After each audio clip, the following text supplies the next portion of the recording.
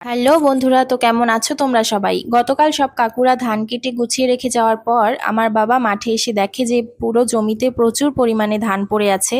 তো সেই ধানগুলো আমি, মা আর বাবা মিলে বিকেলবেলায় এসে সব একটা একটা করে কুড়িয়ে এক জায়গায় করছিলাম।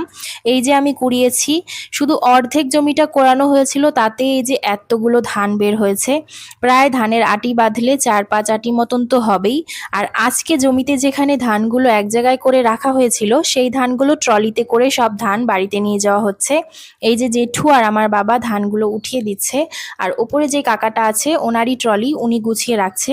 এই যে তিলের জমি দিয়ে গাড়িটা নিয়ে যাওয়ার কারণে আমাদের এতটা তিল পুরো নষ্ট হয়ে গেল। কিছু করার নেই, একটা ফসলের জন্য আরেকটা ফসলের কিছু অংশ নষ্ট হয়ে গেল, কারণ সব ফসল তো আর একবারে হয় না, কি করা যাবে। এই যে বাড়িতে ধান এখন চলে এসেছে, বাবা ধান এখন গুছিয়ে দিচ্ছে, আর জেঠু ধানগুলো সব গুছিয়ে রাখছে যাতে তাঁবু দিয়ে ধান ঢেকে রাখা যায়, কারণ বৃষ্টি হতে পারে, মেঘলা আবহাওয়া। তাহলে আজকে এখানেই শেষ করলাম। আমি বানশিকা।